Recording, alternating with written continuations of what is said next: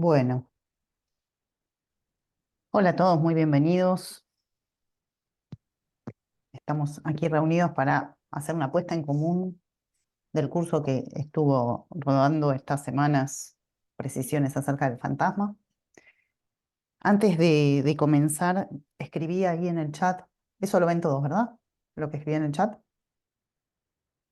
¿sí? Ok, escribí una dirección de mail porque algunos me habían preguntado si la charla que voy a dar con Julia Silveira en España, en Barcelona, se grababa o no. La verdad es que no lo sabíamos, pero se decidió que sí.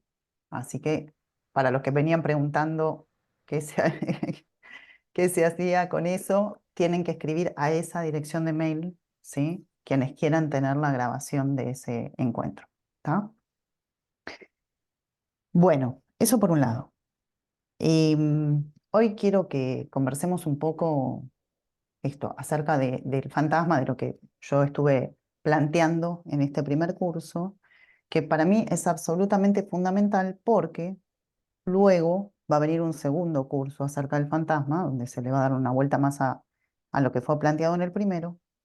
En realidad nuestro trabajo de este año va a ser en torno al fantasma, ¿sí? Solo que este curso y el que sigue grabados van a ser acerca del fantasma y en la segunda mitad del año vamos a trabajar la angustia en relación al fantasma. ¿Sí? Por eso es importante que vayamos puntuando juntos de qué va la cosa. Así que voy a tomar algunas cosas planteadas en esas clases y vamos conversando, ¿sí? La primera cuestión es que ustedes saben que en la neurosis, y eso todos lo hemos escuchado en el consultorio, digamos, en la neurosis el sujeto tiene la sensación de estar atado al otro, de estar atado, de estar dominado, de estar privado por el otro, golpeado por el otro, disminuido por el otro, o lo que fuera, finalmente atado de alguna manera al otro. Y en general lo que nos vienen a pedir es la libertad, digamos, ¿no? Cómo liberarse de esas ataduras.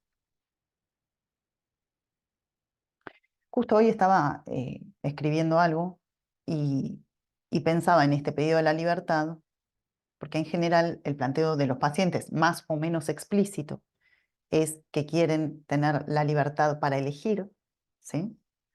Se sienten presos, se sienten atados al otro y entonces quieren tener la libertad para elegir.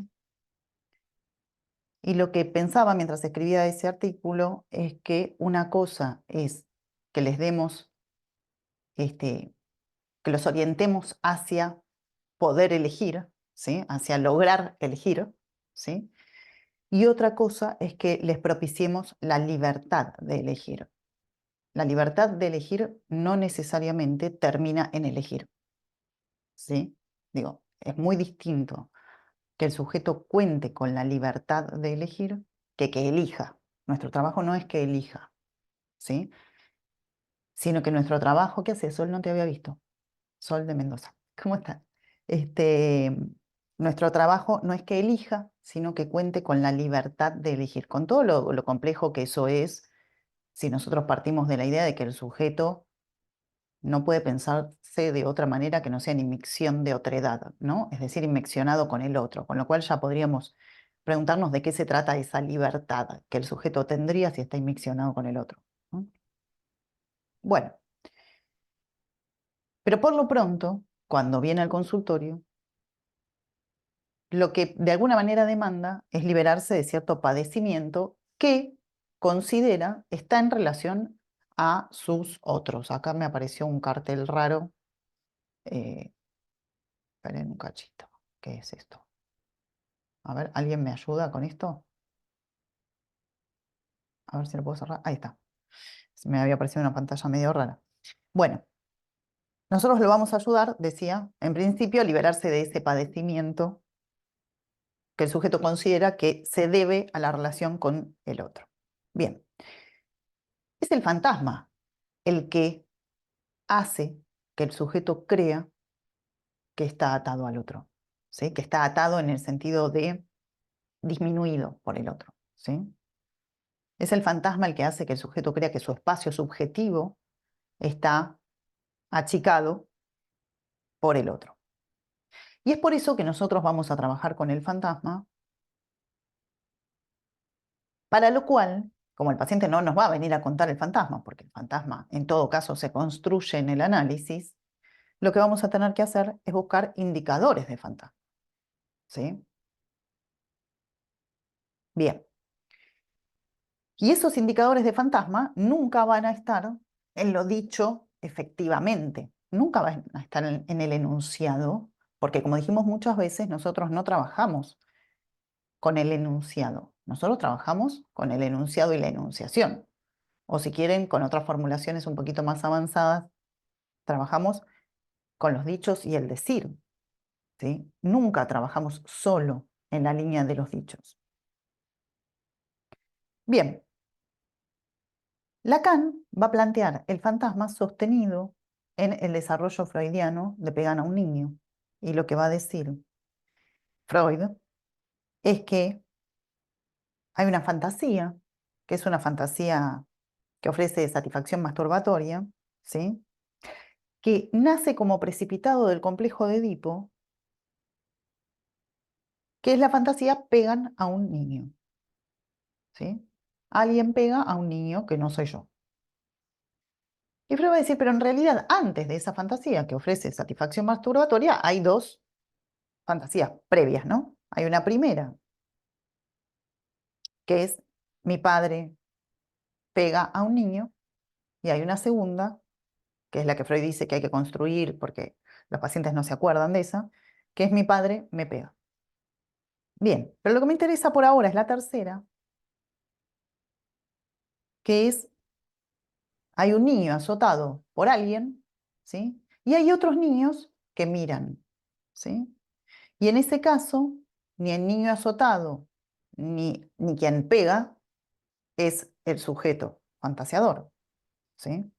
Sino que más bien el sujeto fantasiador está en la mirada, es decir, es el que mira, ¿sí?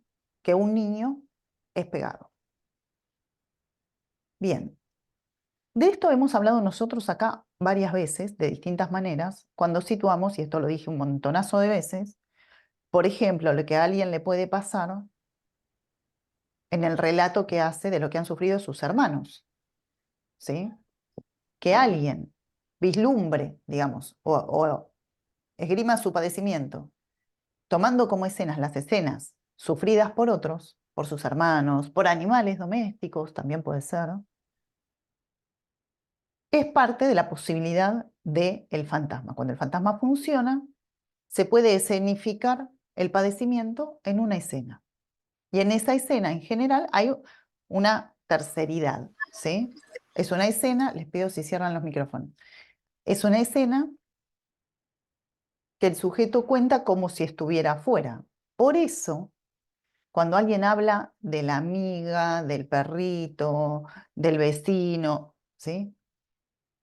Todo eso son las escenas en las cuales el sujeto puede plasmar su versión del padecimiento, ¿sí? Diciendo, hay otros que padecen. Vieron que hay gente que dice, yo soy muy sensible, sufro mucho con el sufrimiento ajeno, veo niños, no sé, en la calle pidiendo dinero y sufro, veo animalitos que están lastimados y sufro, etc. Bien, lo que quiero decir con esto es que entonces el fantasma es una especie de máquina proyectora de escenas de padecimiento y ya no importa quiénes estén representados ahí, sino que lo que se representa es una modalidad de padecimiento, ¿sí? Que por supuesto se va a repetir en las distintas escenas porque son escenas que nacen de la misma matriz, digamos, ¿no? El fantasma es una matriz. Bien, o sea que en ese punto podríamos decir que para la neurosis la realidad es fantasmática, ¿sí? Y si quieren podríamos diferenciar un poquitito eso de la realidad psíquica freudiana, ¿sí? Si nosotros queremos hablar de la realidad psíquica es porque estaríamos pensando en el psiquismo, en el aparato psíquico, ¿sí? Bien, Lacan no piensa en el psiquismo, no piensa en el aparato psíquico para trabajar, piensa en la estructura, en todo caso, ¿sí? Y lo que podemos decir hasta acá es que esa estructura es fantasmática, ¿sí? El fantasma es esa matriz que lo que hace es valer como realidad a partir de la cual se van a producir, yo decía hace un rato, escenas. Lacan va a decir, escenas va a decir, pero también va a decir sentidos. La realidad produce sentidos. Es un campo productor de sentidos. La realidad que siempre es fantasmática, ¿no? Y que podríamos agregar, siempre es fantasmática y como tal, siempre para el sujeto es verdadera, ¿sí? Bien. El fantasma es también, además de esa matriz, un marco legal. ¿Qué quiere decir un marco legal? Un marco que ofrece una, un tratamiento, ¿sí?, del goce por medio de lo simbólico imaginario, ¿sí? Bien, hay una frase que yo tomé de Lacan, ahora la verdad es que no recuerdo dónde está, pero en el curso está la referencia, que a mí me gusta mucho, donde Lacan dice lo siguiente: el psicoanalizante es aquel que llega a descubrir el fantasma como motor de la realidad psíquica. El fantasma no es la realidad psíquica, el fantasma es el motor de la realidad psíquica. El psicoanalizante es aquel que llega a descubrir el fantasma como motor de la realidad psíquica, la del sujeto dividido, ¿sí? ¿Qué quiere decir esto? Que psicoanalizante no es cualquiera que vaya a un analista, básicamente, ¿no? Sino que es aquel que puede descubrir el fantasma como motor de la realidad psíquica, que es distinto de pensar que el psicoanalizante es el que descubre la realidad psíquica. La realidad psíquica es la realidad de las fantasías, ¿sí? Las fantasías, las escenas. Alguien puede saber que lo que piensa, que lo que siente, en realidad es algo que fantasea, ¿sí? Muchas veces es parte del descubrimiento de los análisis, ¿no? Ah, esto que yo suponía que era así, resulta que yo lo veo en todos lados, con lo cual no sé si está así en todos lados o es algo que yo estoy sintiendo, ¿no? Ya me doy cuenta que no es que mi madre me demanda, es que yo me siento demandado, por ejemplo, ¿sí? Son como los indicios de que el paciente ubica la realidad psíquica, es decir, ubica que hay fantasías. Pero una cosa es que ubique que hay fantasías, que no son la realidad efectiva, digamos, y otra cosa es que descubra al fantasma como motor de esa realidad psíquica. Son dos cosas distintas. ¿Se sigue lo que estoy diciendo? Digo, una cosa es que alguien advierta que lo que creía que era una realidad fáctica, en realidad es una fantasía, y otra cosa es que advierta o descubra al fantasma como motor de la realidad psíquica, ¿sí? Es decir, que descubra que hay una matriz que en realidad es una matriz como tal es vacía, en sí misma es vacía de sentido, ¿sí? Pero que produce sentidos, ¿sí? Bien,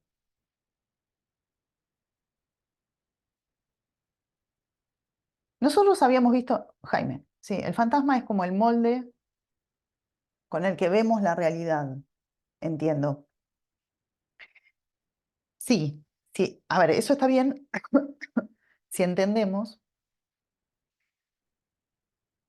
que es el molde con el que vemos la realidad, pero no es que hay una realidad por fuera del molde, ¿está bien? No hay una realidad que antecede y yo la veo por medio del fantasma como si fuera un lente, ¿se entiende?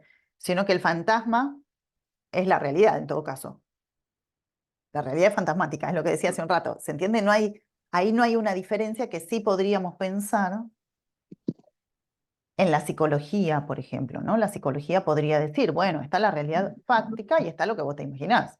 Digamos, son dos cosas distintas, ¿no? Inclusive la psicología nos podría orientar hacia que nos adaptemos, que nos adaptemos lo más que podamos a la realidad fáctica, ¿sí? Espérenme un cachito. ¿El fantasma arma la realidad y le da sentido? El fantasma es la realidad, ¿sí? Y produce sentidos, ¿sí? Produce sentidos, en el sentido, produce escenas, ¿sí? Voy a dar un ejemplo. Muy sonso el ejemplo, hasta mal dado, pero quiero explicar algo. Supongamos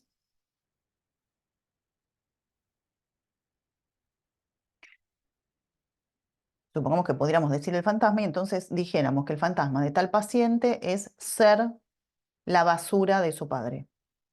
Ser el tacho de basura, el bote de ¿cómo le llaman? Tacho decimos nosotros. Bueno, alguien que me diga, no usamos. ¿Cómo es Dana en México? Bueno, tiene un nombre. El lugar donde se tira la basura, ¿sí? De su En padre. Chile, En en Chile, Chile Jessica. sería el basurero. El basurero, ok, listo.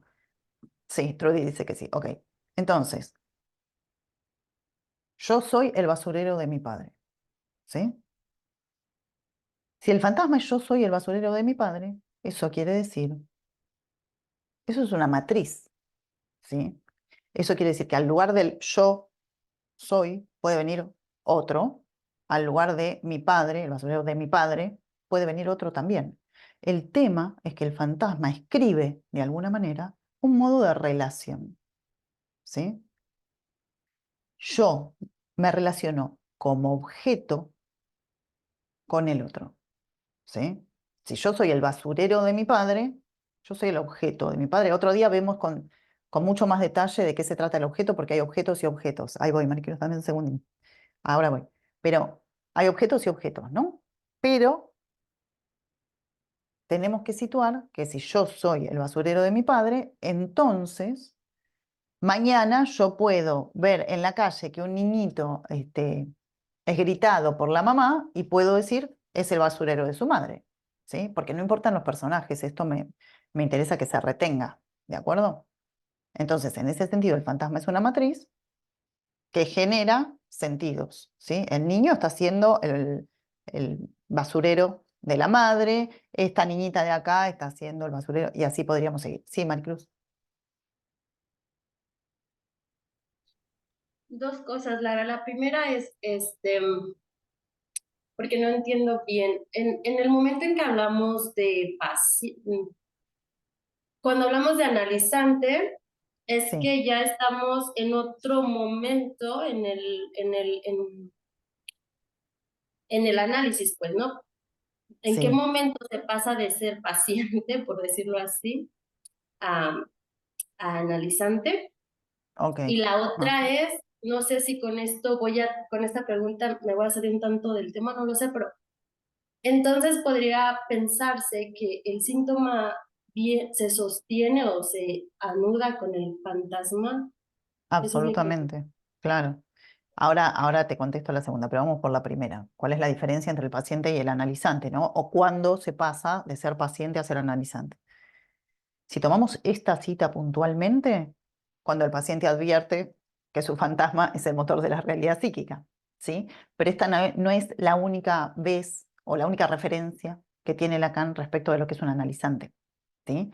Entonces, nosotros también podríamos pensar que hay analizante en tanto y en cuanto hay entrada en análisis, y eso es válido también, ¿sí?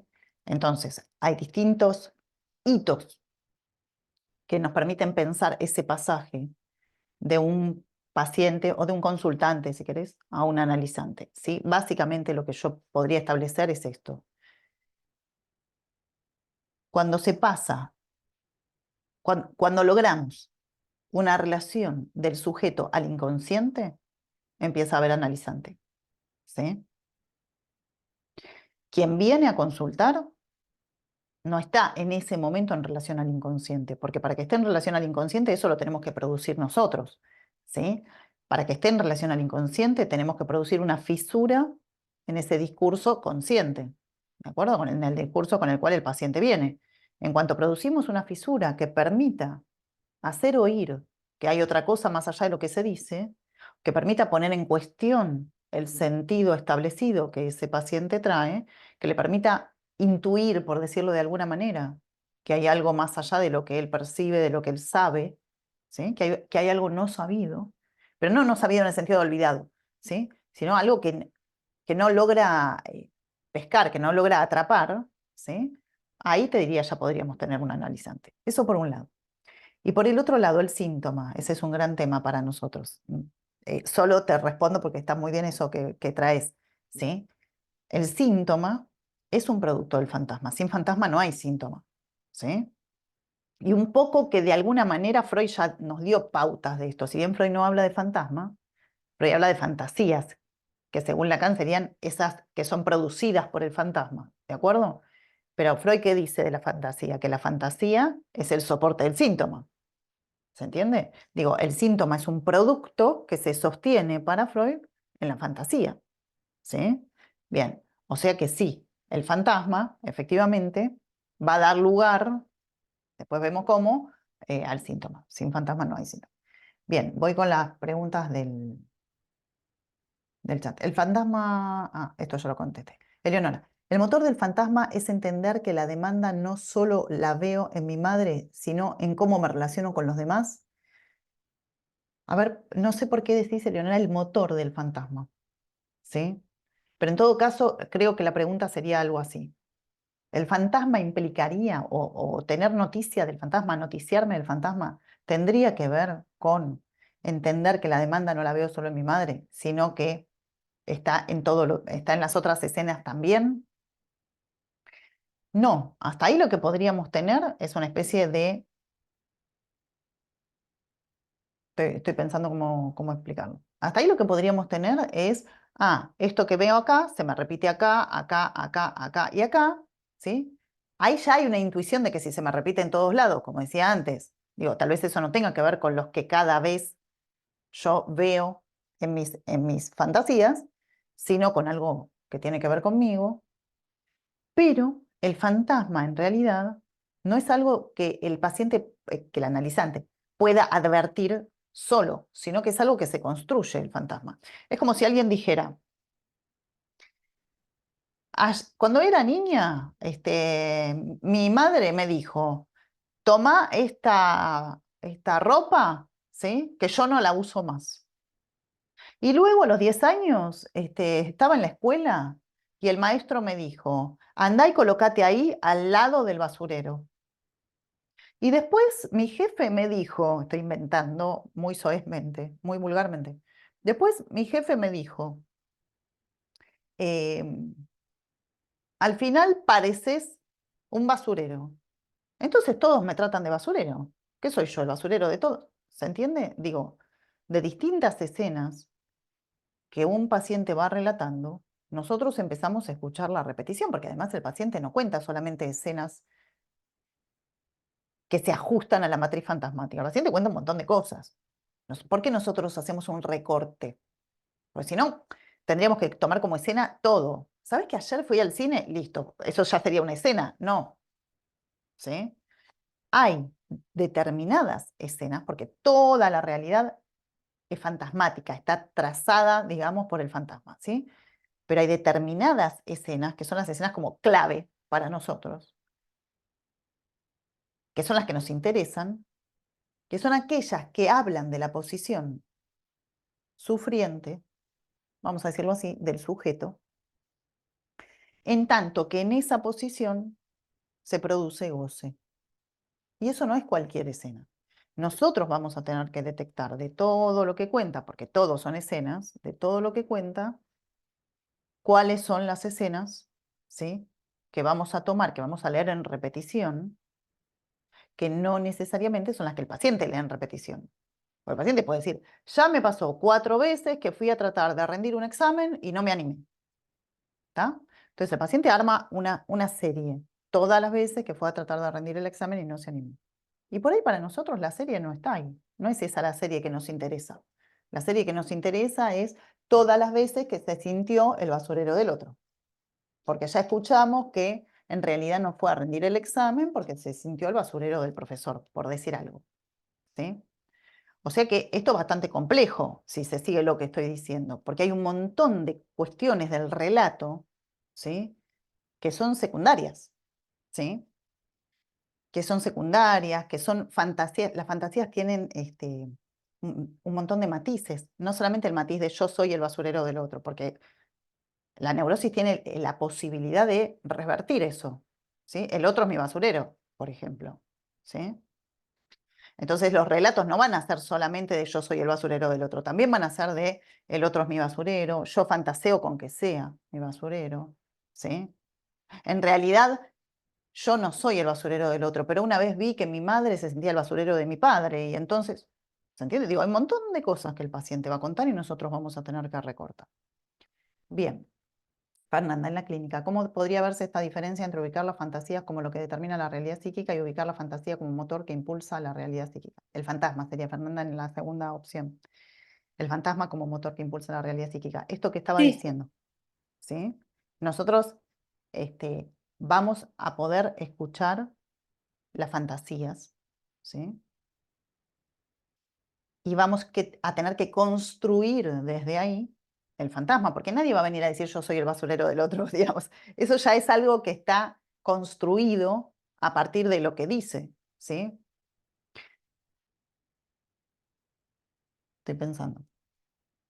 Viene un paciente y dice, em, viene, por ejemplo, me acordé de un caso así. Una paciente dice, mi papá tiene a veces reuniones de trabajo de una empresa, ¿sí? Y entonces, como mi mamá no quiere ir, desde hace tiempo me pide a mí que lo acompañe. Y yo no lo quiero acompañar, porque ¿qué soy yo? Tengo que ir ahí, acompañarlo, ponerme bonita, hablar con la gente, no tengo ganas de hacer eso. Pero bueno, lo termino haciendo igual. Eso me enoja, me disgusta. Eso es una escena, ¿no? Otra escena es, ella era niñita y entonces la madre le pone un moñito en la cabeza, una vincha para agarrar el pelo y un moñito en la cabeza. ¿Qué soy yo?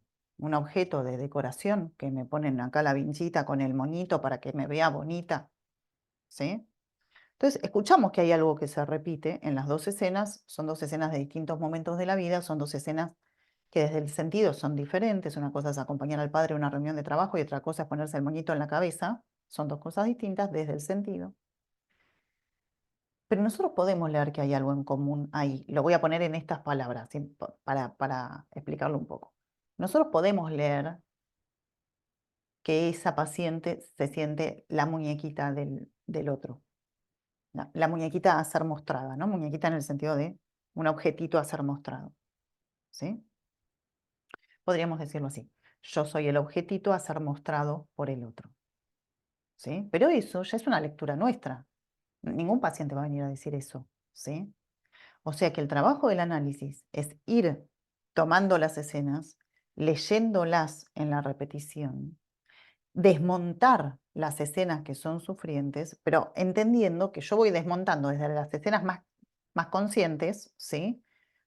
Más asibles, digamos, hasta que una vez que despejo, me voy a quedar con una estructura, con matriz, ¿sí? Que podría ser, por ejemplo, esto que estoy diciendo, ¿no? Yo soy el objeto a ser mostrado del otro, ¿sí? Y una vez que eso esté, va a haber que hacer algo con eso, porque redujimos a mínimo. Ese es el trabajo, ¿no? El trabajo del análisis siempre es reducir, ¿sí? Redujimos a mínimo, a una fórmula mínima, el padecimiento, ¿sí? El padecimiento de yo soy el objeto a ser mostrado por el otro, ¿sí? Del otro. ¿Y ahora qué? ¿Nos quedamos ahí? ¿Ya está? ¿Me anoticié? No, ¿sí? Sino que además vamos a tener que hacer ahora una maniobra, esto año de análisis, ¿no?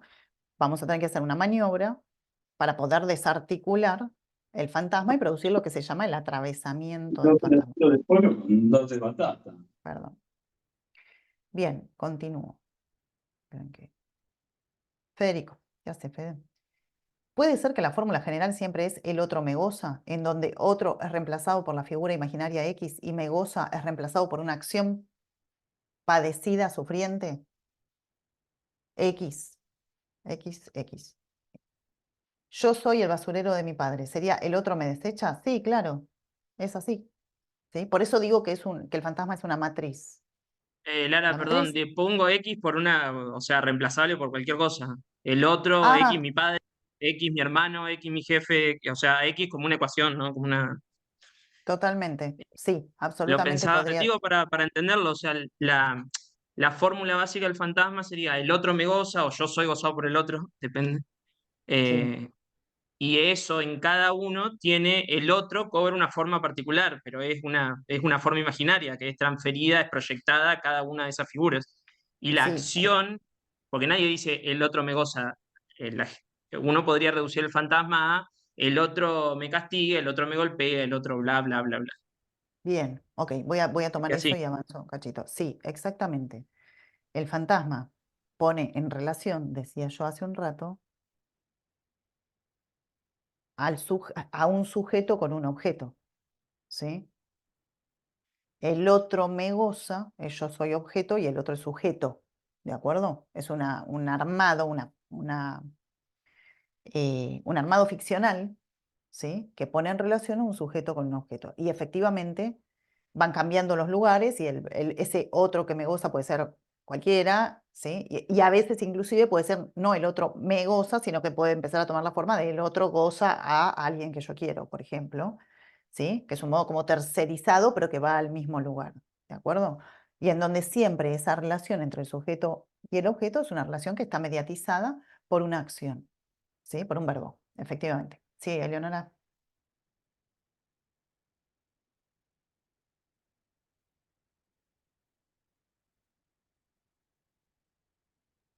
Perdón. No, yo, Lara, ¿sabés qué me quedé pensando? Porque yo no sé, quizás anoté mal. Yo anoté, el fantasma es el motor de la realidad psíquica, el psicoanalizante es quien lo descubre. Por eso te hice esa pregunta. Y después anoté, una cosa es que ubique sus fantasías y otra que ubique al fantasma como motor.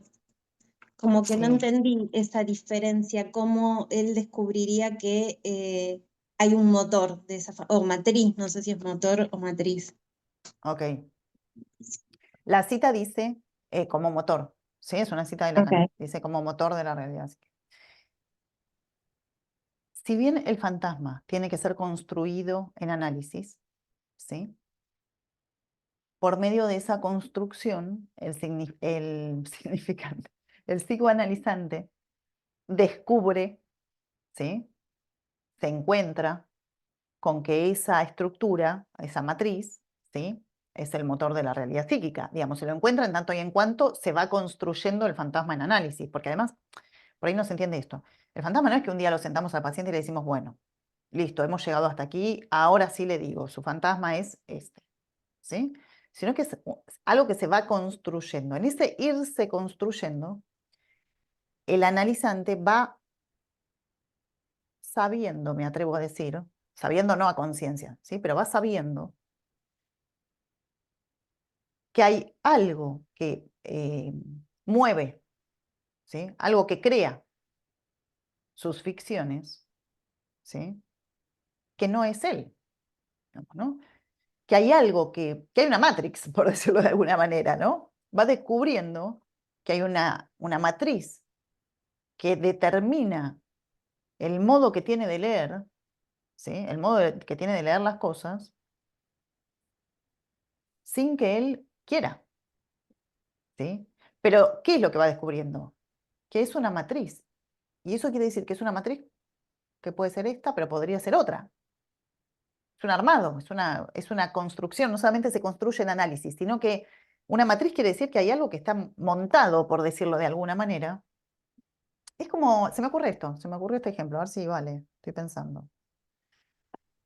Es como cuando vemos una obra de teatro, ¿sí? Entonces nosotros vemos la obra, vemos los personajes, ¿no? El psicoanalizante está ahí en la platea y entonces ve la obra de su vida, los personajes, las escenografías de los lugares por los que anduvo por la vida, etcétera, etcétera. ¿Está? Pero de repente, si se queda ahí y si trabaja con un analista, ¿sí? Empieza a advertir que eso, que parecen ser los escenarios de su vida, en realidad son escenografías. ¿Se sigue lo que estoy diciendo? ¿Sí? Detrás de las cuales no hay nada. ¿Está bien? ¿Cuál es la gracia de la escenografía? Esa, no es que la escenografía esté porque atrás hay algo valioso. Atrás no hay nada. Pero hay que tapar esa nada y crear una ficción, ¿sí? Para que el teatro funcione. Bien, en ese punto digo, el psicoanalizante sea noticia de la existencia del fantasma en tanto y en cuanto se va construyendo el fantasma y entonces va sabiendo, como decía antes, ¿sí? Que hay algo no dominado por él que lo hace leer las situaciones de vida siempre de la misma manera. ¿Sí? O sea, no solamente se entera de cómo lee las situaciones de vida, ¿sí? Qué lectura le da, sino que advierte que hay algo que hace que siempre lea igual. ¿Se sigue lo que estoy diciendo? No solamente es yo leo que soy el basurero del otro en todos los lugares, sino que es un pasito más, que es advierto que hay algo que hace que yo lea de esa manera. Con lo cual, lo que leo es una ficción, ¿sí?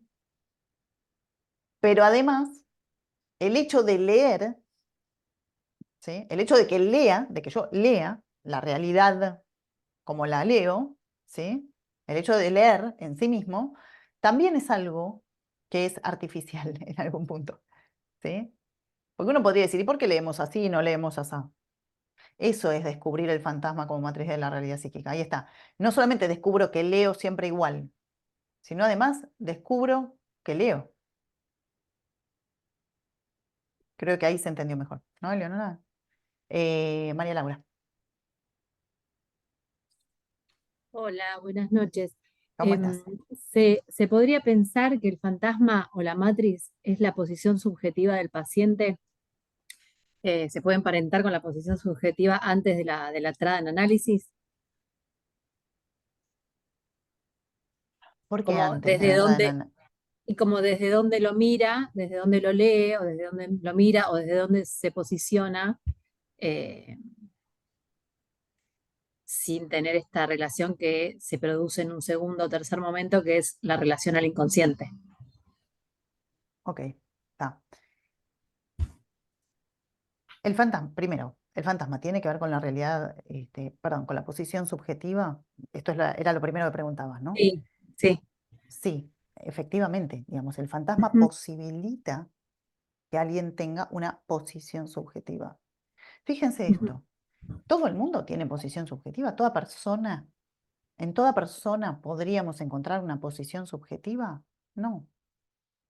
¿Qué es la posición subjetiva? La posición subjetiva es la posición de respuesta del sujeto al otro, del sujeto frente al otro.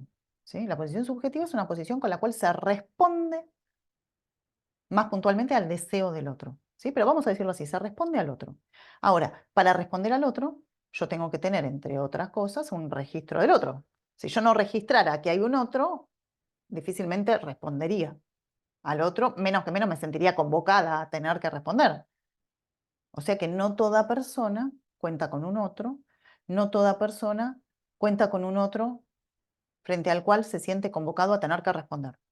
¿Sí? Bien, vamos a llamar posición subjetiva a esa posición desde la cual un sujeto responde. O sea que ya ahí existe, está funcionando un otro y está funcionando la cuestión en donde el sujeto se siente convocado a tener que responder a ese otro. ¿De acuerdo? Entonces eso sí es posición subjetiva. Ahora, esa posición subjetiva está antes de la entrada en análisis, sí está, pero está durante todo el análisis hasta que se caiga. En realidad el análisis consiste en ubicar esa posición subjetiva, ¿sí? Delimitar esa posición subjetiva, trabajar sobre esa posición subjetiva y desmontar esa posición subjetiva y hacerla caer. ¿Sí? Con lo cual la entrada en análisis, porque vos pensás que antes de la entrada en análisis lo que vos tenés son entrevistas preliminares. ¿Sí? La entrada en análisis lo único que nos permite es una primera relación del sujeto al inconsciente. ¿Sí? La entrada en análisis es eso, cuando hay un momento de primera relación del sujeto al inconsciente. El sujeto se entera por la vía de una intervención que hay inconsciente, que hay un inconsciente, es decir, que hay algo que lo está comandando, ¿sí? Que está comandando por lo pronto lo que dice, ¿sí? Ahí todavía la posición subjetiva opera, digamos, está totalmente intocada todavía la posición subjetiva. Falta mucha cosa para que la posición subjetiva se vaya desarmando, y la posición subjetiva tiene como distintas caras, por decirlo de alguna manera, distintas aristas, ¿sí? Con las cuales hay que trabajar para poder desmontar, ¿sí? María Sol, Lara, ya que estás hablando de las escenas, ¿podrías ampliar esto que lo trabajaste en la clase 3, página 47, seminario 10? Tercer tiempo, la escena dentro de la escena. Tenemos el mundo, la escena y la escena dentro de la escena, en estrecha relación con el objeto del deseo. Ese tema de la escena dentro de la escena en relación a esa cita está en uno de los textos que yo escribí dentro del aula virtual, pero no me acuerdo ni qué año, pero yo creo que estoy pensando, bueno, fíjense si por los títulos, por ahí por los títulos de los textos lo encuentran, pero yo escribí un texto acerca de eso y lo vamos a retomar profundamente cuando veamos en la segunda parte del año la angustia, ¿sí? Donde vamos a tomar fragmentos del seminario 10 y los vamos a trabajar. Pero digo solo esto. Lacan dice esto. Hay el mundo, hay la escena y hay la escena dentro de la escena. ¿Sí? Bien. Lacan dice, el mundo es el lugar de las cosas. ¿Sí? La escena, lo digo así re breve, así no me detengo tanto ahí, pero la escena es el lugar donde las cosas del mundo vienen a decirse. Con un agregado, que no recuerdo si lo puse ahí, pero lo digo, muy interesante, que es que Lacan dice que una vez que existe la escena, que es el lugar donde las cosas vienen a decirse, todo el mundo se sube a ella. Estoy diciendo palabras de memoria, ¿eh? Una vez que la escena no dice funciona, una vez que estamos en la escena, todo el mundo se sube a ella. Es decir, que cuando nosotros estamos en el campo de la escena, el mundo es desde el sentido común, el mundo, las cosas del mundo, las cosas materiales, ¿no? Concretas, todo el mundo se sube a ella. ¿Eso qué quiere decir? Que no hay una realidad que es la del mundo, de las cosas, y otra realidad que es la realidad de la escena donde esas cosas se dicen, ¿sí? Sino al revés. Una vez que hay escena, todo el mundo se sube a ella, punto, no hay más mundo. Eso quiere decir, que podríamos decirlo así, que la realidad es una escena, es la escena, es la realidad, lo que veníamos hablando hace un rato, la realidad fantasmática.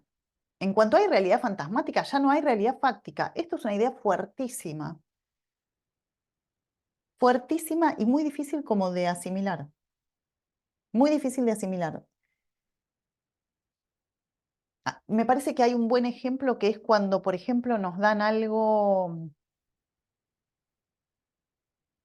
Estoy pensando. Por ejemplo, vamos a un lugar que no conocemos, geográfico, que no conocemos, y nos dan algo de comer que no solamente no es una comida conocida para nosotros, sino que no podemos discernir qué es. ¿No? Lo miramos, lo olemos, lo degustamos y no entendemos qué es. ¿Se sigue lo que estoy diciendo? Bien. ¿Por qué no entendemos qué es? Porque no tenemos un nombre para eso. Por eso no entendemos. Sí, Laura. Sí, eso te iba a decir, porque no tenemos como referencias de dónde leerlo. Exactamente. O sea, que la comida X, tal comida, existe en tanto y en cuanto haya una referencia para leerla. Si no, no existe. ¿No? Digo, y eso no quiere decir que, ¿se sigue lo que digo? Digo, necesitamos de la referencia para poder leer, ¿no? El otro día estaba viendo El Eternauta, ¿sí? Que es una serie que en Argentina está súper en boga en este momento. Hay un montón de modismos y de simbología argentina, ¿no? Entonces yo decía, ¿por qué esta serie la están mirando en el mundo? ¿Qué entienden? ¿Qué entienden en otros países de eso que se está diciendo ahí, que es el argentinismo llevado al extremo, ¿no?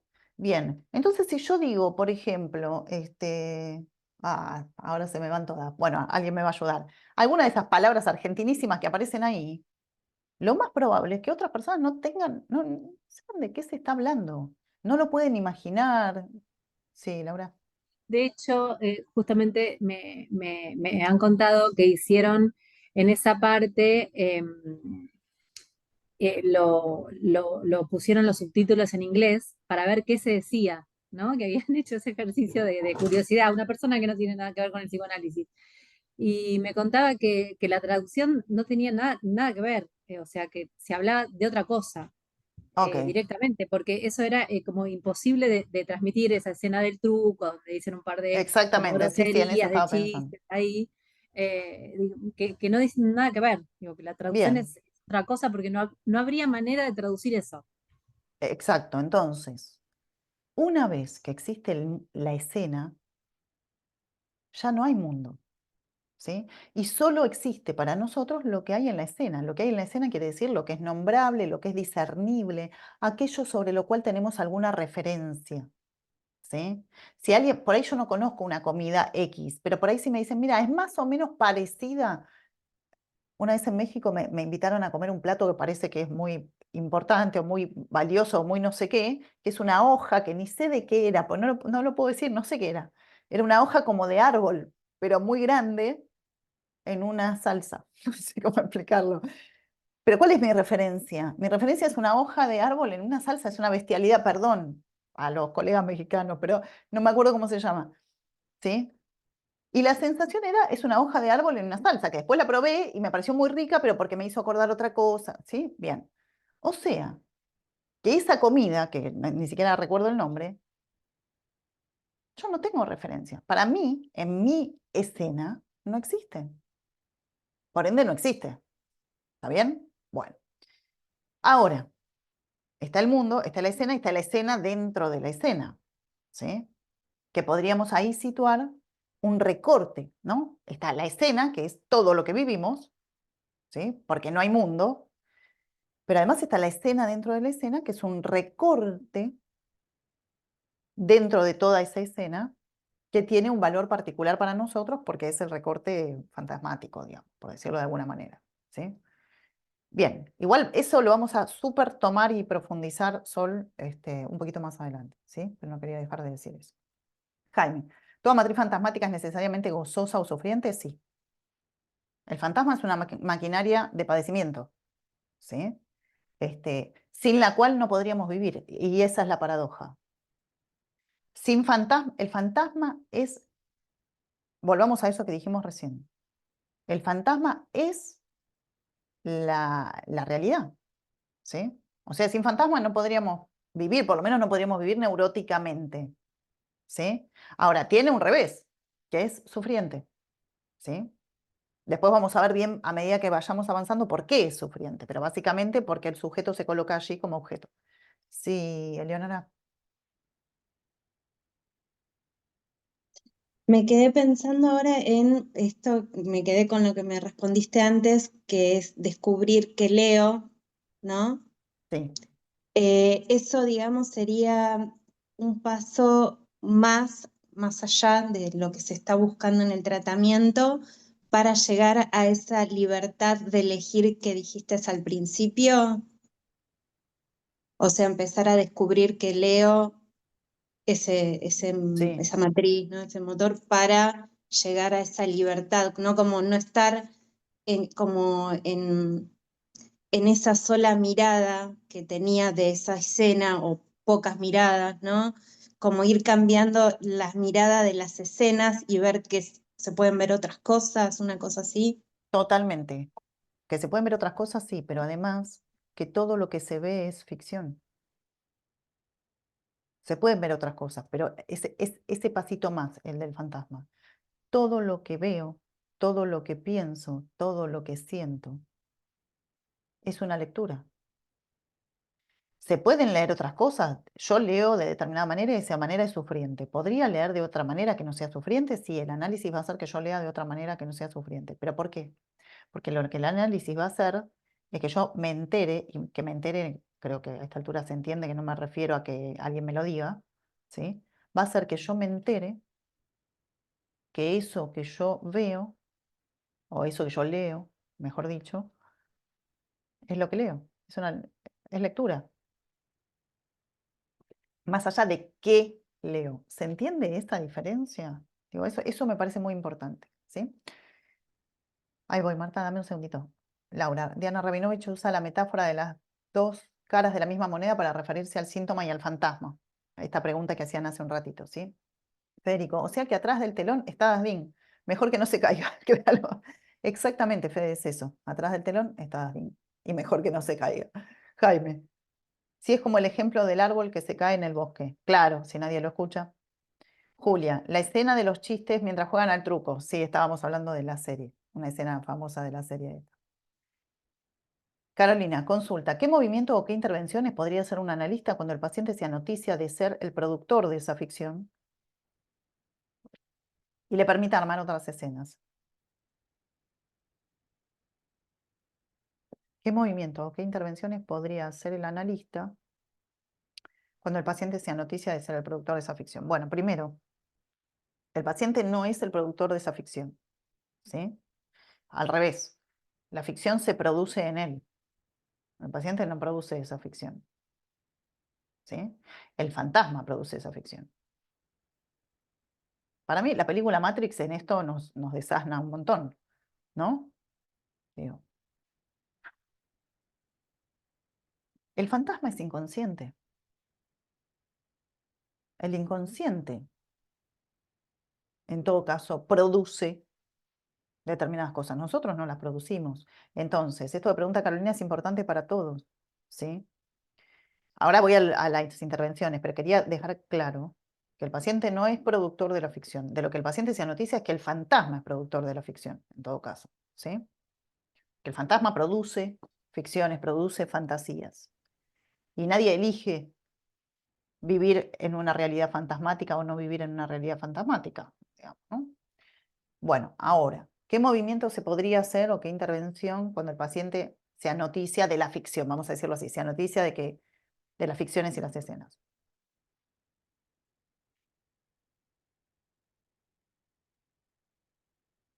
Yo no podría decir en este momento. A ver, lo primero que diría es lo siguiente. Las escenas son sufrientes. Decíamos hace un rato, porque el sujeto se coloca se coloca es paradójico, pero vamos a decirlo por ahora sí, se coloca en el lugar de objeto. Fantasea ser el objeto del otro, ¿de acuerdo? Entonces eso es sufriente, eso hay que desarmarlo, hay que desmontarlo, ¿sí? Ahora bien, para desmontar eso, habría que entender qué implica vivir en la lógica del fantasma, habitar en el fantasma, en la realidad fantasmática. Porque no implica solamente que entonces yo voy a leer y voy a leer todo de la misma manera. No implica solamente que el fantasma es una matriz. Nosotros lo que estamos viendo ahora es el aspecto del fantasma matriz, ¿sí? Desde el aspecto matriz, el fantasma genera fantasías que cumplen todas con esa misma matriz, ¿está? Pero hay más, no es solamente eso. El fantasma genera una realidad que tiene determinadas características. Por ejemplo, una realidad, decía yo, donde el sujeto está en relación al objeto, y una realidad espacial y temporal, ¿sí? Se ajusta, el fantasma se rige en un tiempo y en un espacio. Y eso también va a haber que tocarlo y va a haber que trabajarlo en el análisis para desmontarlo. Yo considero que soy el basurero del otro porque cuando era niñita, mi padre o mi madre, no sé, me dijo, anda y tira esto, que no lo quiero ver más. Y yo dije, ¿pero qué soy? ¿El basurero del otro? ¿Sí? Bien, ahí no solamente hay un texto, soy el basurero del otro, sino que hay un texto como encastrado, por decirlo así, en unas coordenadas espaciotemporales, ¿sí? Eso es una lógica, ¿sí? La lógica que trae el paciente de manera manifiesta es una lógica espaciotemporal. Pero cuando nos adentramos en el fantasma, trabajamos en el fantasma, lo que vamos a ver es que en realidad el sujeto del inconsciente, que es con el que queremos trabajar, habita otra lógica, que es la lógica del inconsciente. Y el fantasma es del inconsciente. Entonces la cosa no es tan lineal como mi mamá me dijo, yo ahora lo estoy haciendo lineal porque tengo que explicar esto, pero no es tan sencillo como me dijo andá y tirá esto al tacho de basura y entonces ahora yo siento que me está tratando de tacho de basura. No es tan lineal, ¿sí? Hay mucho por recorrer para que yo pueda contestar a la pregunta de Carolina respecto de qué movimiento o qué intervenciones. Pero si seguimos el hilo, en algún momento vamos a llegar. Maite, ¿el fantasma sostiene el goce? Sí. Sí, el fantasma sostiene el goce. Sí, Elena.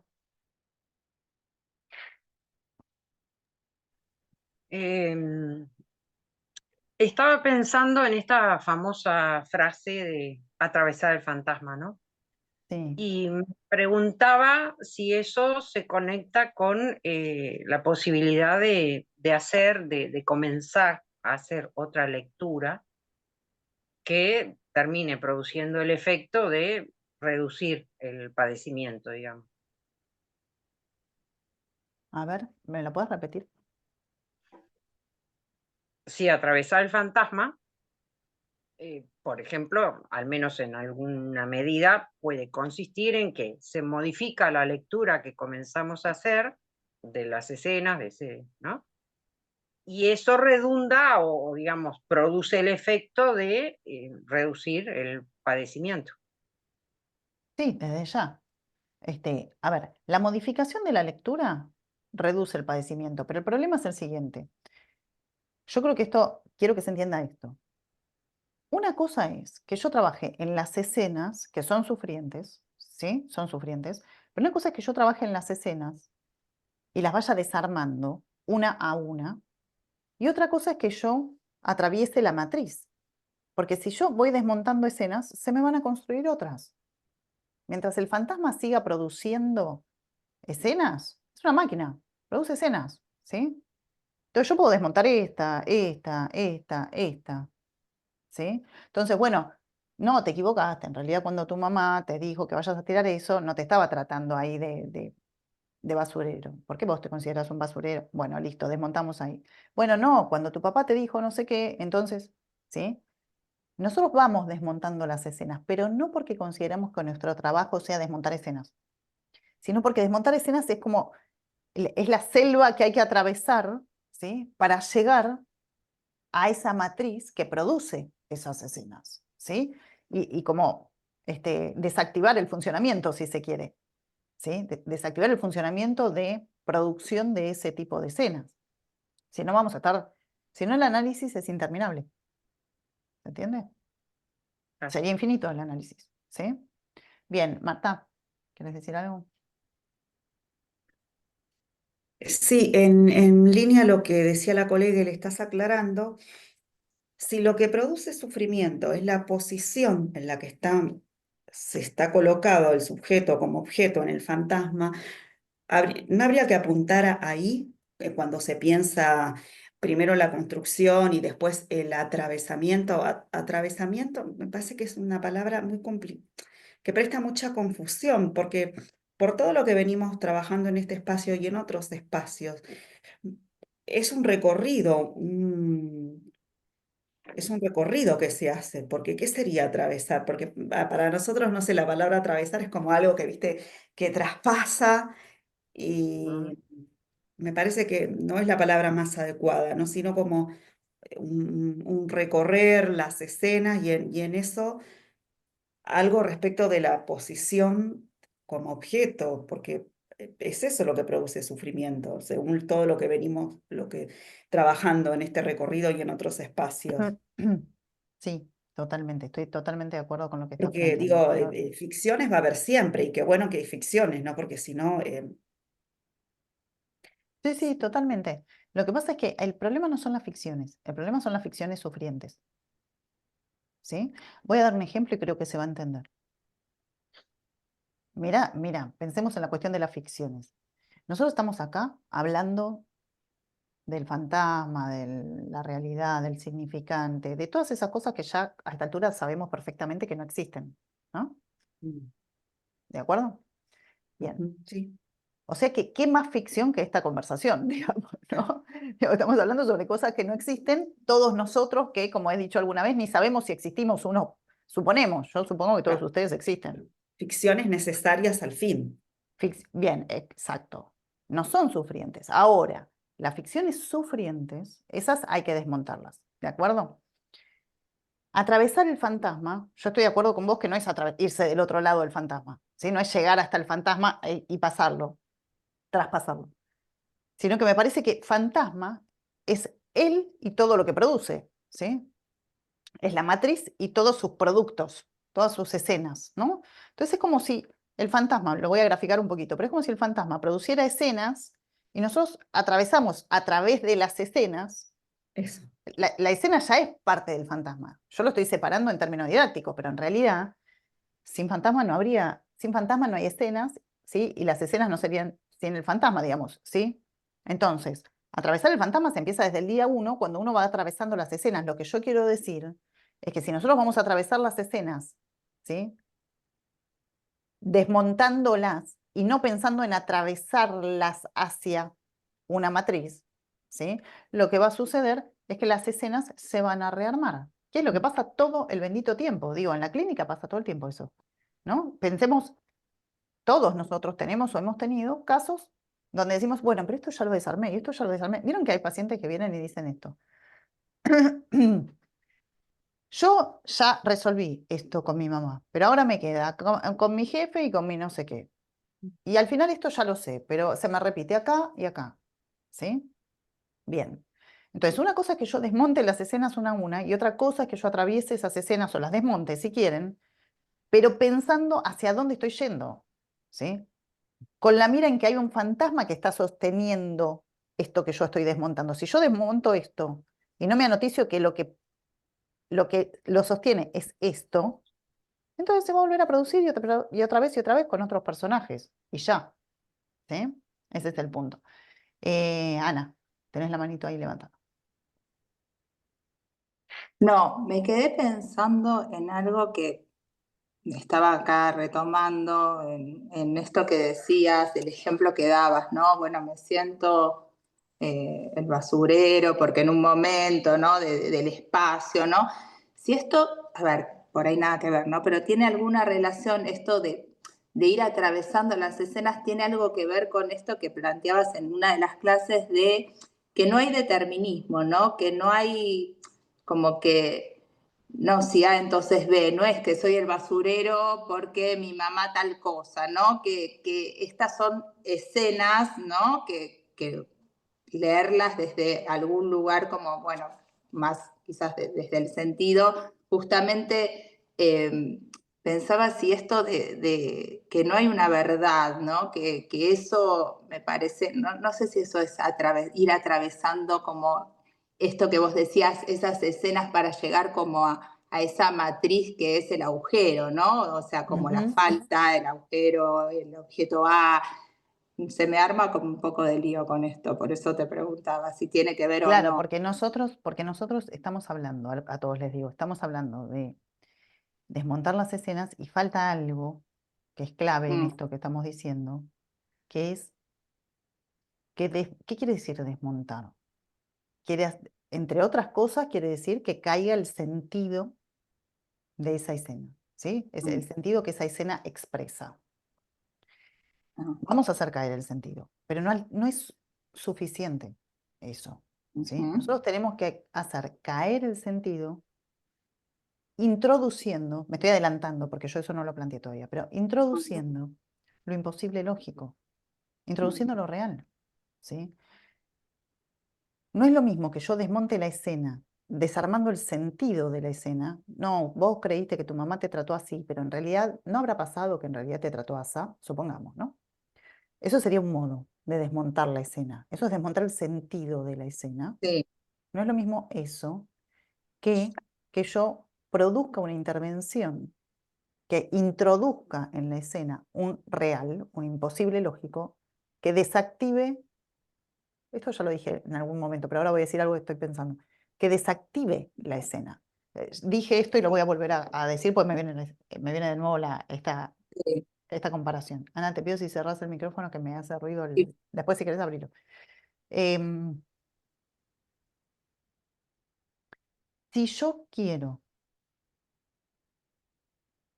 desarmar algo, supongamos que tengo algo armado, ¿sí? Con distintas piezas, ¿sí? Entonces yo puedo ir sacando las piezas, ¿de acuerdo? Voy sacando las piezas de a una. Bueno, eso es una cosa. Y otra cosa es que yo a eso que tengo armado le saque el centro en el cual se sostienen las piezas. Imaginemos esto. Imaginemos el famoso cubo mágico, cubilado, no sé cómo le llaman en distintos lugares, pero todos lo conocemos, el cubo ese de distintas caras de colores, ¿no? Que tenemos que armar las caras, cada cara de color. El cubo Rubik. Rubik, exactamente, gracias. El cubo Rubik, ¿sí? Supongamos que yo quiero desarmarlo, no desarmar los colores, sino desarmarlo, desarmar el elemento cubo Rubik, ¿sí? Entonces yo podría sacar cada una de las piezas que se engarzan a un centro. Si alguna vez desarmaron un cubo de Rubik, es eso, ¿no? Hay un centro que va agarrando cada una de las piezas, yo podría sacar cada una. Eso sería desmontar cada escena. Ahora nosotros no tenemos que hacer eso, en el mejor de los casos. Estamos pensando en el mejor de los casos. Nosotros lo que tenemos que hacer es quitar el corazón del cubo Rubik. Si yo quito el corazón, ¿qué pasa? El centro, ¿no? Si yo quito eso, ¿qué sucede?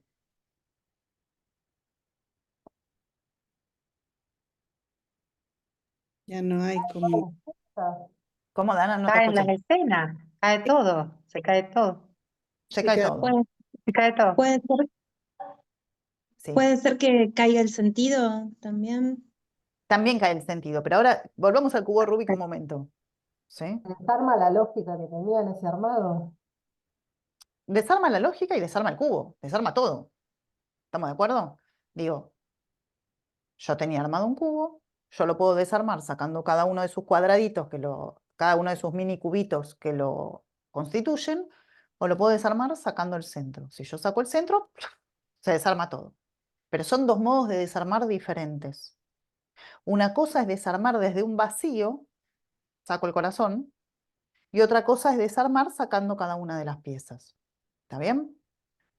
Nosotros en psicoanálisis desarmamos haciendo un vacío, produciendo un vacío. El vacío desmonta, ¿sí? Ahora, ustedes me van a decir, pero espera, si yo pienso el cubo Rubik, si pensaron un minuto en el cubo Rubik, se habrán dado cuenta que lo que estoy diciendo es imposible. ¿Cómo se hace para sacar el corazón sin sacar los cubitos que lo constituyen? ¿Se sigue lo que estoy diciendo? ¿De dónde agarraría yo el corazón? ¿Sí? ¿Se sigue lo que estoy planteando? Ok.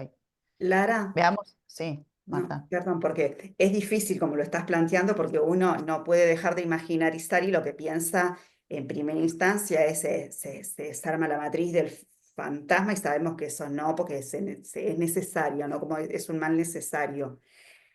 Pero otra forma, me parece que en otros espacios vos lo señalaste de la siguiente manera. A ver si por ahí ayuda para pensar. O yo entendí que lo graficaste así. Es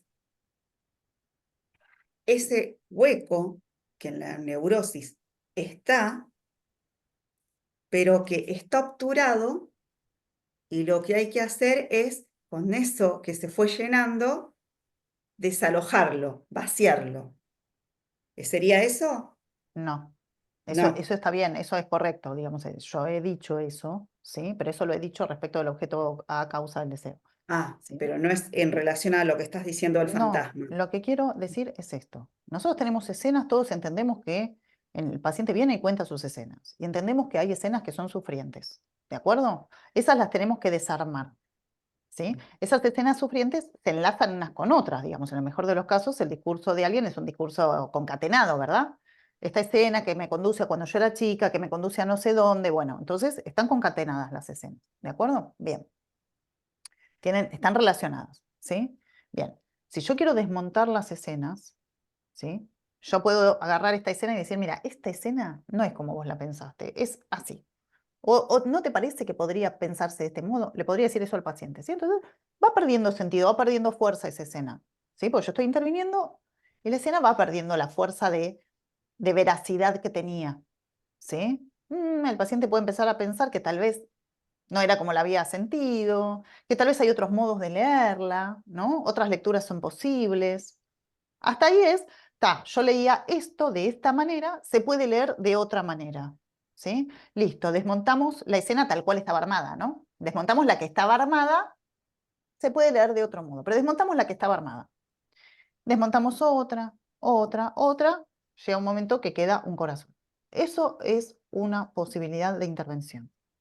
La otra posibilidad de intervención es que yo voy a desmontar las escenas produciendo un vacío, produciendo un agujero en realidad, ¿sí? Voy a producir un agujero, voy a sacar lo que está obturando, pero está obturando desde adentro, esto es lo que quiero situar, ¿sí? En el centro de esas escenas, ¿sí? Está obturando, ¿sí? Y no estoy diciendo que el corazón sea el fantasma, lo que estoy diciendo es que el fantasma produce un cubo Rubik, ¿sí? Que para desmontarlo yo lo que necesito es agujerearlo, eso es lo que estoy diciendo. Necesito vaciarle el corazón, ¿sí? Sacarle el centro, por llamarlo de alguna manera. Producir un vacío, eso es, producir un vacío. Ahora, lo que me interesa es, ¿cómo hacemos en el cubo Rubik para producir el vacío y sacar el corazón si el corazón está envuelto por las escenas? Se sigue ese problema, ¿no? Bien. ¿Por qué Lacan, me fui un poquito, pero vale la pena que me detenga acá? ¿Por qué Lacan piensa la topología? ¿Por qué Lacan plantea la topología? Porque lo que necesita explicar, que es cómo miércoles se genera un vacío en una estructura como la que estamos pensando, para explicar eso no lo va a poder explicar con una geometría euclidiana. No lo va a poder explicar pensando que ese corazón, ¿sí?, es interior a una estructura de escenas, en este caso, que le serían exteriores, ¿sí? Sino que Lacan lo que va a decir es que ese corazón que nosotros suponemos interior, eso que está ocupando un lugar acá, ¿sí?, en realidad no está acá y alrededor del cubo, por decirlo de alguna manera, ¿sí? Si yo le saco el corazón, en realidad ese centro no está solo en el centro, está en el centro desde la geometría euclidiana, si no estaría en el centro y afuera. Bien, me detengo un segundo ahí, no voy a explicar la cuestión topológica, pero lo que quiero decir es, vuelvo a este lugar, que es lo que me parece importantísimo. No es lo mismo desmontar las escenas desde cambiar el sentido, hago caer el sentido sufriente y produzco otro o se produce otro, que producir un agujero en el sentido, ¿sí? Porque si no, no entenderíamos por qué el sinsentido, en el cual Lacan trabaja mucho, y por qué el fuera de sentido, en el cual también Lacan trabaja mucho, ¿sí? Entonces, si yo hago caer una escena para que se arme otra, más linda, más buena, seguro, pero con esa idea, ¿sí?, la producción de sentido sigue funcionando. Ese es el problema. Sí, Mariana. Ahí va. Hola. ¿Se escucha? Sí, te escuchamos. Perfecto. Bueno, nada, pensaba en relación a esto que vos planteás, que justamente, ¿no? O sea, tomando en cuenta la topología, pensaba en la figura del toro, que bueno, no lo vamos a tomar, ¿no? Claro. Pero esta cuestión que está adentro y afuera, esto éxtimo que va y viene. Y Exacto. también pensaba en la clínica, ¿no? Que lo que uno produce cuando produce vacío es la posibilidad de que surja el deseo, es la posibilidad de volver a crear, de crear desde un lugar distinto de ser el basurero del otro. Cuando vos atravesás el fantasma, no sos más el basurero del otro, por decirlo así burdamente, y eso te permite crear para vos, ¿no?, imaginariamente, una nueva posición. Y, no sé, la creación por donde te venga, por lo absolutamente distinto de ser el... No sé cómo explicarlo, ¿no? Pero esto, la creación como de, yo lo digo como de la nada, ¿no? Esto del sinsentido. Claro, El totalmente. sinsentido te permite, o sea, es pensar que cuando hay sentido estás limitado a hacer Claro, siempre lo mismo. tal Cuando no cual. hay sentido, a partir del sinsentido, lo que lográs es poder crear cualquier cosa. así sea una cuestión chiquitita, digo, se te puede ocurrir, no sé, digo, a partir de ahora voy a hacer, no sé, a crear figuras de lana, digo por poner un ejemplo Ujú, estúpido. Lo que quiero ujú. decir es que el sinsentido es lo que no te ata, ¿no? Esto que vos hablábamos del sujeto Hablando de la desatado, libertad. ¿no? El sinsentido es lo que no te ata a la repetición, es lo que no te ata a ser ese basurero del otro la vida eterna. Totalmente, es exactamente como lo estás planteando. Ahora se me ocurre algo que por ahí nos ayuda a pensar esto, porque Mariana lo que dice es el sinsentido es lo que te libera, ¿sí? Es lo que no te, el sentido te ata y el sinsentido te libera. Vamos a dar un ejemplo de esto que me parece muy claro. Un chiste, ¿sí? Cuando alguien hace un chiste y nos causa gracia, ¿sí? Especialmente si el chiste es un chiste espontáneo, ¿sí? No un chiste de te voy a contar un chiste, sino un chiste espontáneo, una agudeza, diría Freud. Cuando eso se produce, ¿sí? Rompe el sentido, ¿sí? ¿De acuerdo? Alguien viene contando una cosa y entonces rompe el sentido y entonces causa gracia, por ejemplo, ¿sí? Bien. En ese momento en que se rompe el sentido, nos causa gracia, es liberador, ¿sí? Nos da una sensación placentera, nos produce algo que nos saca de lo sufriente de las escenas fantasmáticas, ¿de acuerdo? Ese instante, tomemos ese instante donde alguien dijo algo gracioso y entonces nos reímos, ¿sí? Y en ese instante en que cayó el sentido, estamos liberados, ¿sí? Por eso, cuando nos sentimos mal, cuando estamos angustiados, a veces nos hace muy bien, por ejemplo, ver una película cómica, ¿no? O alguna cosa así, que rompa con el sentido, ¿no? Sí, Fede. Se me ocurrió que, otra cosa, se me ocurrió que por eso los argentinos somos muy graciosos, porque no tenemos muchas otras formas de escapar de la realidad. Em, a ver, lo que te quería decir es que en esto del tema del sentido, que si no me equivoco, porque vos planteás que no llevamos al analizante al sinsentido, no Ujú. cambiamos sentido por otro sentido, por más que ese otro sentido nuevo sea menos sufriente o más ligero, lo que sea, eh, porque tal vez, se me acaba de ocurrir, quien cambia sentido por sentido se pone en una posición amo. ¿No es así? O sea, si yo, porque no necesitamos un analista para eso, puede venir un amigo, puede venir un coach, puede venir quien sea, agarra al yo del cuello y le dice, vos tenés que darte cuenta que en realidad las cosas no son como vos las ves. Ah, bueno, puede ser que tengas razón. Es un amo. Cambiar sentido por otro sentido. Entiendo que Efectivamente, puede ser necesario a veces, a veces es tal vez en necesario, el igual primer estamos momento. pensando en este momento, estamos pensando en este espacio, las neurosis más estándar, por decirlo de alguna manera, ¿no? Las más estables, como para Claro, poder no, está bien. después, Entiendo que hay otras situaciones donde uno tiene que darle sentido porque si no se te caen a pedazos. En la psicosis pasa eso. totalmente, por eso digo que sí, que apoyo totalmente lo que vos estás planteando, ¿no? Y quiero tomar esto que dice Fede porque él dice, si cambiamos un sentido por otro sentido, por más que ese otro sea menos sufriente, ¿sí? El sentido funciona como amo, ¿sí? El sentido siempre es algo a lo que hay que responder, ¿se entiende? Si yo soy la preferida de mi padre, entonces tengo que responder a la preferida de mi padre, ¿sí? Y si ahora no soy la preferida, soy una más, entonces tengo que responder a ser una más, ¿sí? O lo que sea.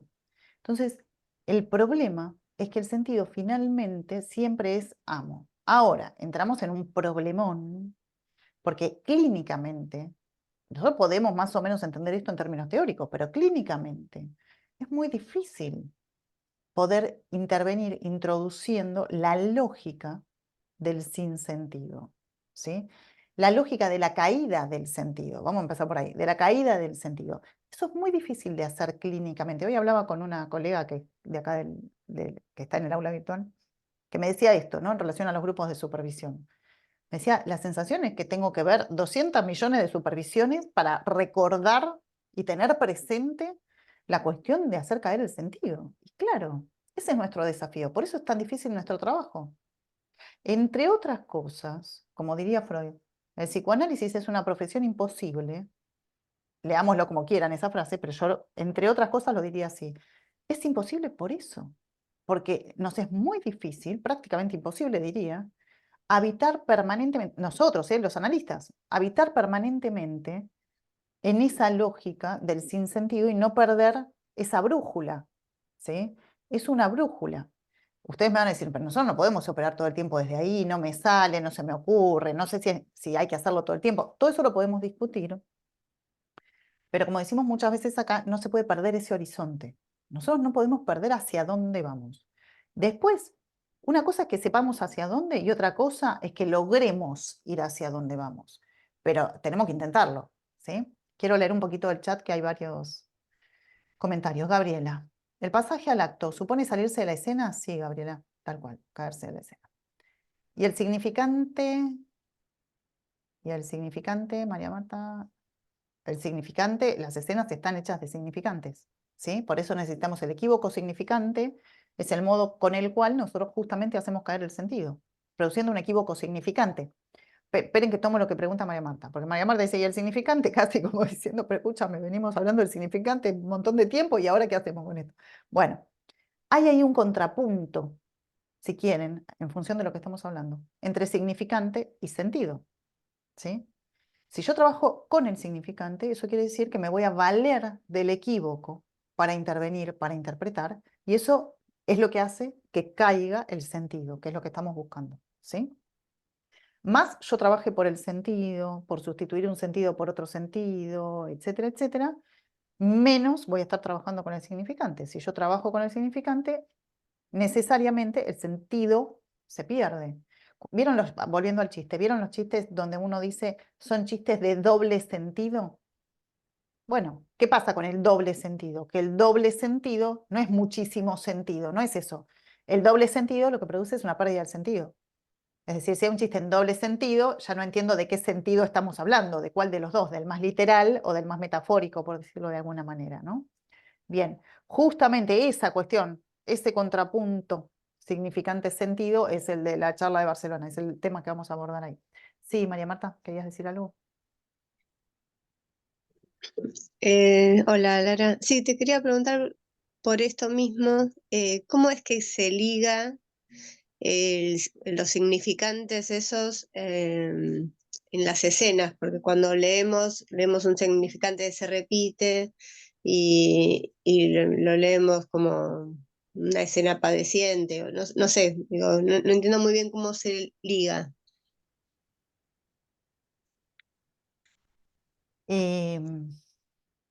Las escenas, nosotros imaginamos que las escenas son elementos, son elementos visibles, ¿sí? ¿Vieron? Cuando uno piensa una escena, la piensa en términos visuales, ¿de acuerdo?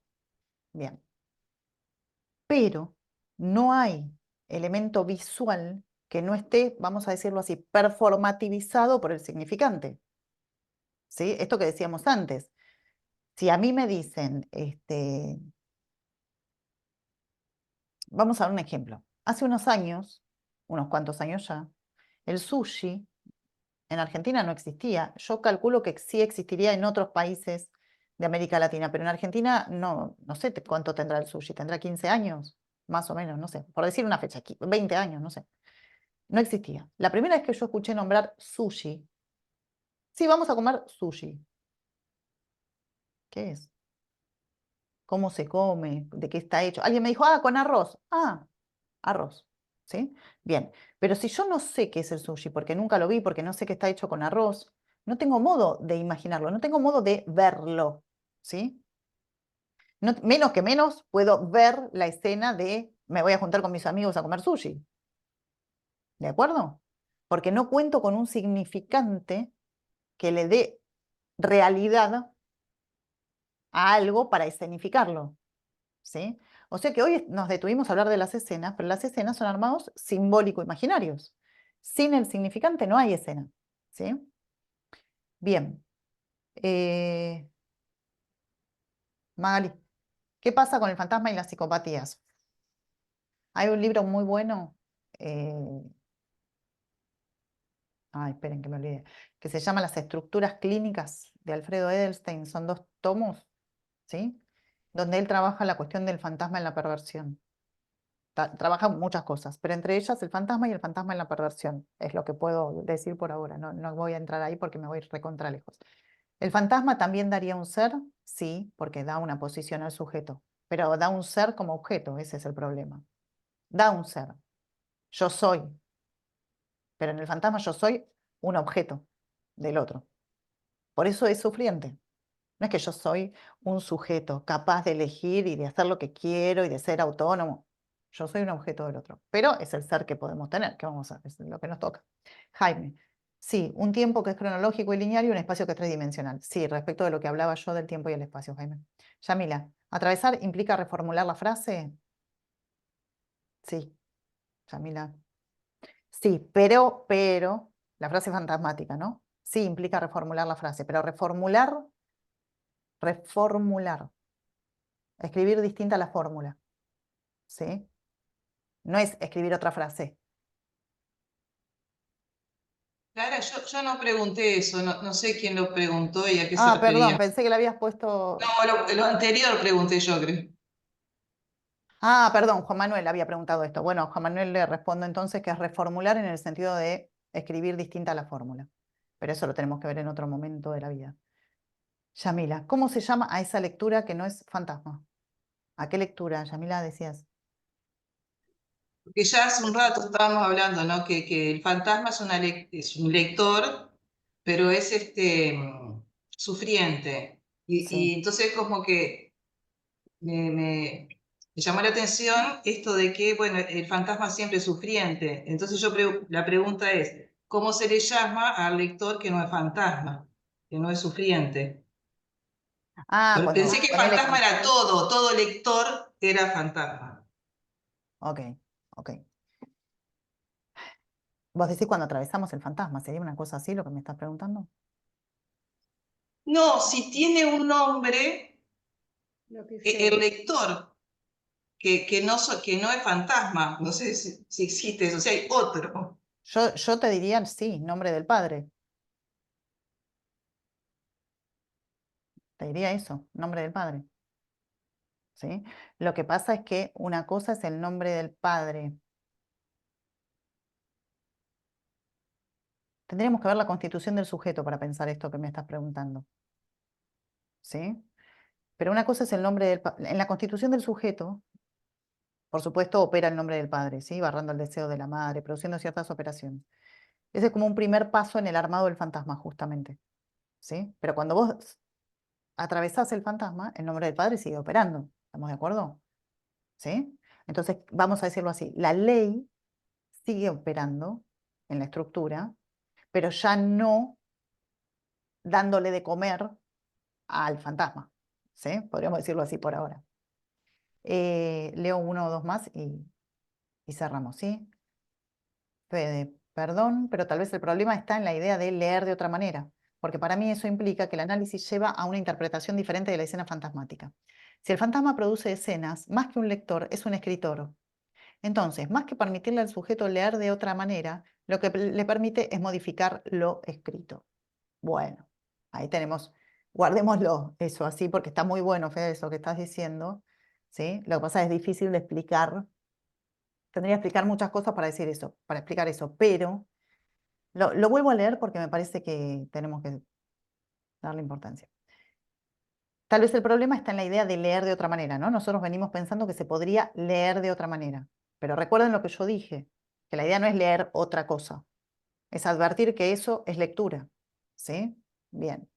Entonces, si el fantasma produce escenas, más que un lector es un escritor, escribe las escenas, ¿sí? Entonces, más que permitirle al sujeto leer de otra manera, lo que le permitiría es modificar lo escrito. El fantasma va escribiendo, ¿sí? Y el análisis modifica la escritura. ¿Se entiende? Bien. Leo uno o dos comentarios más y cerramos.